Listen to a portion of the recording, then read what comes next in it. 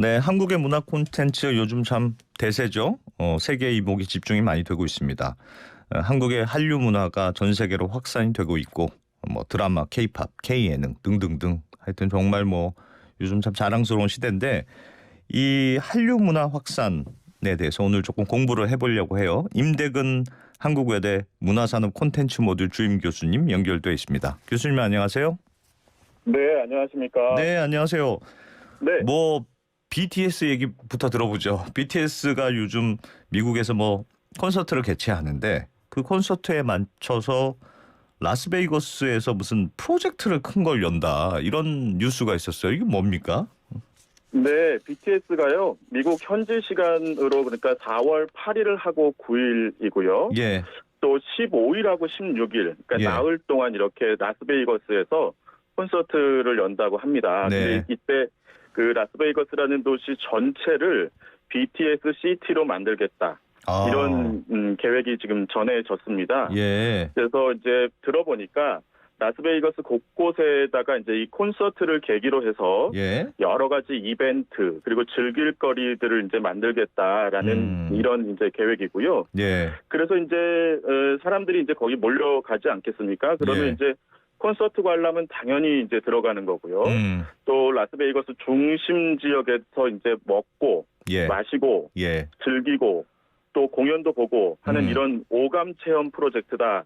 이렇게 지금 이제 발표를 했습니다. 예, 그래서 보니까 이제 콘서트하고 더불어서 숙박, 쇼핑, 식사, 오락 이런 예. 것들을 전부 함께 경험할 수 있는 그러니까 일종의 확장된 콘서트 아하, 혹은 공연 경험의 확장 프로젝트라고 말씀을 드릴 수 있을 것 같은데요. 예, 예를 들면 이제 볼거리 같은 경우에는 벨라지오 분수쇼라고 해가지고요. 벨라조 분수쇼 유명하죠. 네, 세계 3대 분수쇼 중에 하나라고 하는데요. 예, 이 쇼가 이제 BTS 음악하고 함께 더불어서 이제 펼쳐진다고 합니다. BTS 음악이 나면 거기에 맞춰서 이제 분수들이 막 움직이고 하는 거네요. 예. 네, 그렇습니다. 어허. 그리고 이제 뭐 BTS 콘서트 준비 과정, 예. 그리고 무대의 이제 뒷장면 이런 것들을 이제 모아가지고 또 전시회도 열리고요. 예.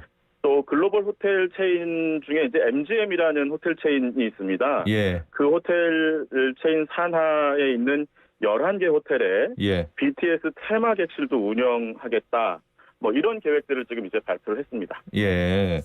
야, 이게 그러니까 그 라스베이거스에서 콘서트도 열고 그 도시 전체를 하여튼 BTS라는 일종의 테마파크처럼 운영하겠다 이런 거예요?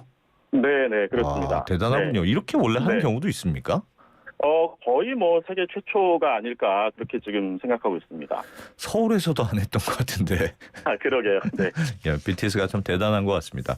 오늘 나온 기사를 보니까 BTS와 이 방시혁 의장, 그 하이브의 방시혁 의장이 미국의 타임지 표지 모델로 나왔다. 이런 기사도 있었어요. 네네, 미국 시사 주간지 뭐 유명한 주간지죠. 타임이 발표하는 가장 영향력 있는 100대 기업에 네. 그 하이브가 작년에도 선정됐고 올해도 또 선정이 됐습니다. 예. 그리고 그 이제 하이브 방시혁 의장이 타임지 표지를 또 장식을 했습니다. 예. 그래서 2022년에 타임지는 가장 영향력 있는 100대 기업 명단 중에 예.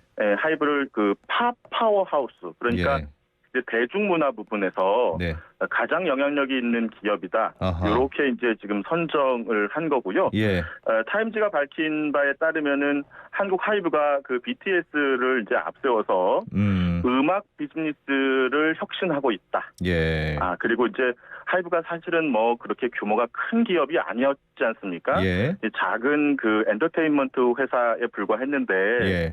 이 BTS라고 하는 아티스트를 좀 내세우고 또 그 결과 음악 지적 재산권 요즘에는 우리가 이제 IP라는 말을 많이 쓰는데요. 네. 이 IP에 이제 기초를 두어서 굉장히 전방위적인 사업을 전개하면서 예.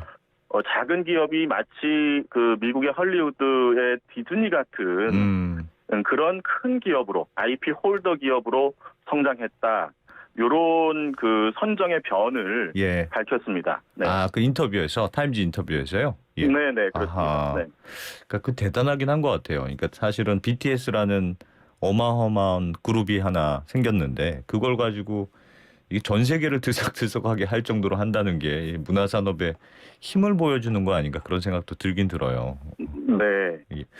요즘 그러니까 문화도 이제는 뭐 말씀도 해주셨습니다만 문화도 이제 수출 산업으로 생각을 많이들 하는데 그래서 이제 네. K-팝이니 뭐 각종 이제 K가 붙어서 이제 시작이 되는데 작년에 그 예술 저작권의 무역 흑자 규모가 굉장히 많이 늘었다 이런 보도도 있었어요. 얼마나 돈을 많이 벌었습니까? 네, 이제 재작년 대비해서 그 문화예술 저작권 흑자가 이제 4배 넘게 늘어났다. 이런 이제 통계 조사가 얼마 전에 발표가 됐습니다. 예. 그러니까 우리나라는 2010년도부터 문화예술 저작권 무역 수지를 조사를 해왔거든요. 예. 그래서 이제 조사가 시작된 걸로 따지면 12년 만에 처음으로 이제 흑자를 기록한 그 2년 연속 흑자를 기록한 셈인데요. 예. 주로 음악이나 영상 저작권 분야의 역할이 좀 컸습니다. 예. 그러니까 예를 들면 우리나라 음악이나 영상 콘텐츠가요. 예. 해외에서 벌어온 돈이 우리가 해외 음악이나 해외 영상 콘텐츠를 즐기기 위해서 지불한 돈보다 네. 훨씬 컸다는 거죠. 아. 그러니까 네, 2020년 기준으로는요. 우리나라 문화예술 저작권 무역 수지가 1억 5천만 달러. 그러니까 예. 약 한 2천억 원 조금 안 되는 흑자를 냈었는데요. 네. 이게 2021년도에는 7억 5천만 달러까지 이제 늘어났습니다. 예. 그러면 네. 거의 뭐 8천억 원 정도 되겠네요. 예. 네, 그렇습니다. 그래서 이게 2013년도 같은 경우에는 약 10년 전이죠. 예. 13년도에는 최대 8억 1천만 달러까지 적자를 내고 그랬는데요. 네. 이게 이 적자 규모 폭이 조금씩 줄어들다가 작년에는 드디어 이렇게 놀라운 기록을 세우게 됐습니다. 그래서 예. 재작년 대비 말씀드린 대로 4배가 넘게 늘어난 셈이 되겠습니다. 야, 우리가 그래도 아무리 그래도 이게 무슨 예를 들면 영화라든가 뭐 미국의 네. 뭐 해외 팝이라든가 이런 것까지 다 포함한 걸 텐데 그래도 뭐 외국 영화, 미국 영화 많이 보고 디즈니 많이 네. 보고 뭐 이렇게 하잖아요. 그럼에도 네, 불구하고 그렇습니다. 우리가 지금 파는 게 더 많은 거예요? 네, 그렇습니다. 네. 대단하군요. 어느 나라에서 주로 많이 팔립니까? 아무래도 좀 아시아 지역이 많나요? 어떻습니까? 동남아시아 그전에는 사실 중국으로 많이 팔기도 했는데요. 예. 중국이 그 2016년도에 한알령을 이제 발동하면서 그렇죠. 중국이 조금 이제 그 차질이 생겼습니다. 뭐 그렇다고 해서 중국이 많이 줄어든 것은 아닌데요. 예. 이제 한알령 때문에 저희가 좀 놀라지 않았습니까? 그렇죠. 그래서 동남아시아로 이 판로를 좀 확대를 했고요. 예. 또 유럽이나 미국 쪽도 우리 문화 콘텐츠가 그렇게 잘 먹히지 않을 것 같다라고 생각을 했었는데 네. 의외로 그 한알령 이후에 새로운 판로를 개척하면서 유럽과 미국 쪽에서도 상당히 많은 흑자를 지금 내고 있습니다. 유럽하고 미국 쪽에서도 흑자를 내고 있어요? 네네. 네, 그렇습니다. 그건 참 대단한 거네요. 네. 우리가 사실은 뭐 K-팝이나 뭐 K-드라마나 이런 게 영상, 음악 이런 콘텐츠 요즘 정말 잘 만든다고 많이 들었어요. 근데 여전히 지적재산권이라고 하는 카테고리로 보면 네. 휴대폰이라든가 뭐 반도체라든가 이런 거 하려면 뭐 해외 원천 기술 써야 될 거 아니겠어요. 그러면 네, 이제 로얄티 주는 지급하는 돈이 많을 거고 그래서 네. 지적재산권으로 보면 여전히 적자다. 그렇게는 나오는 것 같던데 그렇게 보는 건 맞죠?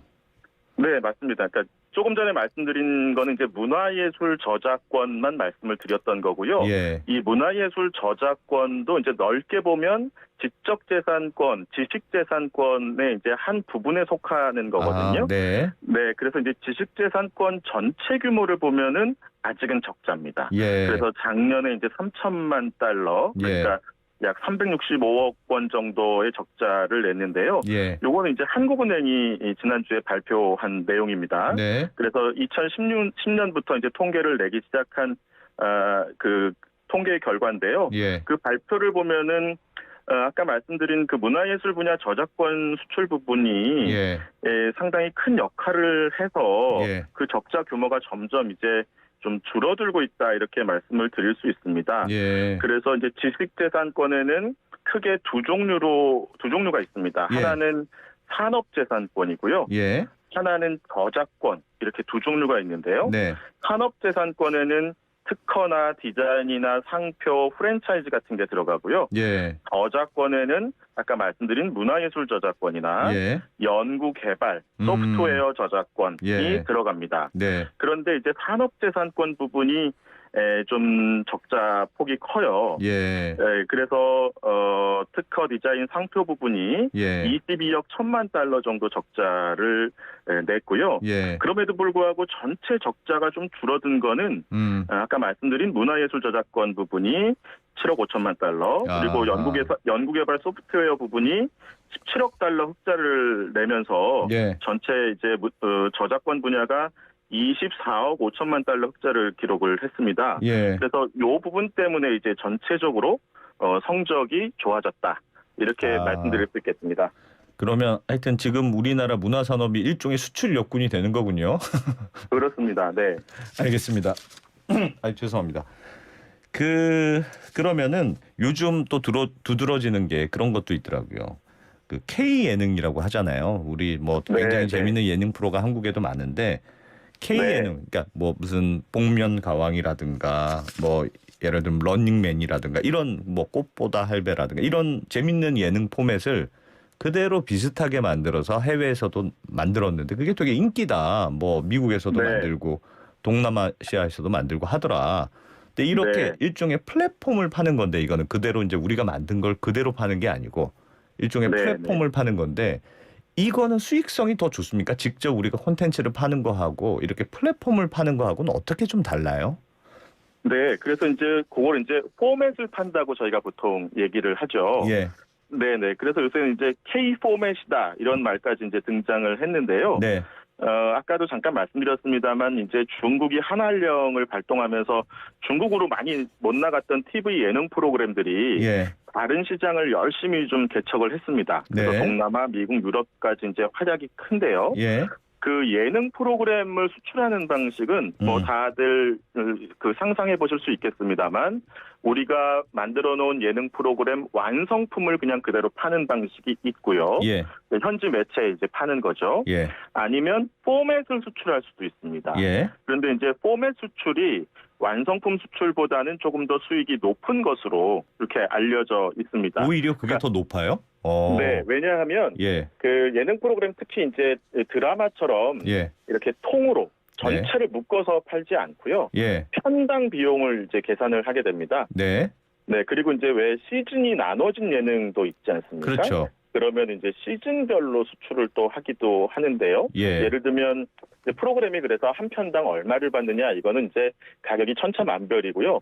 또 구체적인 액수는 잘 공개가 안 돼서 저희가 뭐 정확한 정보를 알 수는 없겠습니다만 여러 가지 이렇게 정보들을 좀 취합해 보면은요. 왜 많이들 기억하실 텐데 아빠 어디가라는 예능이 있었죠. 있었어요. 이게 이제 한때 중국에서 잘 나갈 때 중국에서 리메이크가 된 적이 있었는데요. 이게 시즌 1이 시청률이 잘 나오니까 시즌 2의 판매 가격이 10배나 뛰었다. 뭐 이런 이제 일도 있었습니다. 플랫폼을 판 가격이 플랫폼 가격 자체가 일종의 로열티를 받는 가격이 그런 거죠? 네네. 포맷 가격이 이제 10배나 뛰는 그런 일도 있었다. 네, 저희가 이렇게 좀 보고 있습니다. 네. 막 몰래 이렇게 로열티 안 내고 그냥 비슷하게 베끼는 경우도 있잖아요. 그런 경우 많죠. 그런 경우도 다 잡아낼 수가 있어요? 근데 그게 이제 참 어려운 문제입니다. 표절 문제인데요. 표절을 안 했다고 우기기도 하고요. 또 사실 이게 국제법적으로 이제 그 조치를 취해야 되는데 그 국경을 넘어가가지고 그런 일들을 이렇게 처리하기가 사법적으로 처리하기가 상당히 좀 어려워서 그냥 울며 겨자 먹기 식으로 눈 뜨고 코 베인다고요. 그냥 이렇게 그 당하고 있는 경우가 다반사입니다. 아이고야.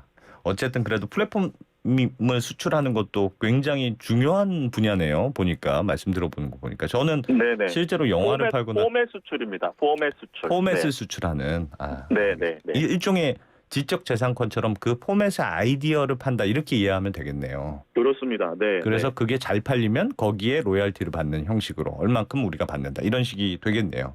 그렇습니다. 네. 요즘 왜 이제 저도 많이 봅니다만 넷플릭스니 뭐 디즈니 플러스니 이런 이제 플랫폼들을 이용해서 이제 사람들이 코로나라서 특히나 이제 영상 소비를 많이 하는데 이걸 통해서 우리 콘텐츠가 수출되는 효과가 더 클까요? 아니면 뭐 외국 드라마나 뭐 이렇게 전 세계에서 나오는 콘텐츠를 우리도 소비하니까 우리가 소비하는 네. 것도 있고 기회이기도 하고 위기이기도 하고 그럴 것 같은데 어떨 것 같아요? 네, 그게 이제 소위 말하는 이제 OTT 플랫폼이 되겠는데요. 네. OTT 플랫폼이 지금 이제 넷플릭스를 위시해서 뭐 디즈니 플러스라든지 이런 이제 애플 TV라든지 이런 플랫폼들이 이제 대거 생겨나고 있습니다. 예. 우리나라 국내용 플랫폼들도 이제 많이 생겨났고요. 네. 그런데 이제 국내용 플랫폼이든 해외 플랫폼이든 글로벌한 방식으로 콘텐츠를 유통할 수 있는 그 마당을 만들어준다. 네. 라고 하는 점에서는 굉장히 획기적인 의미가 있다고 생각이 들고요. 이분은 오징어 게임 같은 거 성공하긴 했죠. 뭐 그렇습니다. 네. 그 오징어 게임 DP, 갯마을 차차차 예. 요런 드라마들이 작년에 우리나라 문화예술 저작권 수입에 상당히 큰 영향을 미쳤을 것이다. 이렇게 지금 추정을 하고 있거든요. 예. 그러나 이제 전체 글로벌한 그 유통 방식에서 보면 전체 물량은 아직은 우리가 그렇게 많은 부분을 차지하고 있지는 않습니다. 그러니까 이슈를 선점하고 있는 부분은 분명히 있는데요. 지금 말씀드린 그 드라마 같은 경우에 이슈를 선점하고 있는 부분은 분명히 있는데 아직 물량 전체로 봐서는 미국이나 프랑스나 영국이나 독일, 일본 같은 지역의 그 문화 콘텐츠가 훨씬 더 우위를 점하고 있는 것은 사실입니다. 예. 그럼 어떻게 해야 되겠습니까? 그런데 이제 그게 이제 문화 콘텐츠의 규모의 측면에서 봤을 때는 우리가 이제 따라가기 조금 버거운 측면이 있습니다. 왜냐하면 미국이나 영국 같은 데는 워낙 20세기 초반부터 이 대중문화 문화 콘텐츠 산업을 위해서 알고 가까운 나라들이지 않습니까? 사실 우리는 이제 후발주자고요. 전체적인 그 내수 시장의 규모가 좀 작습니다. 그리고 그러다 보니까 이제 투자 규모도 작아질 수밖에 없고요. 그래서 이런 측면에서 우리가 무조건 이렇게 미국이나 영국, 일본 같은 큰 나라들을 따라가겠다 혹은 극복하겠다 이런 데 목적을 두기보다는요.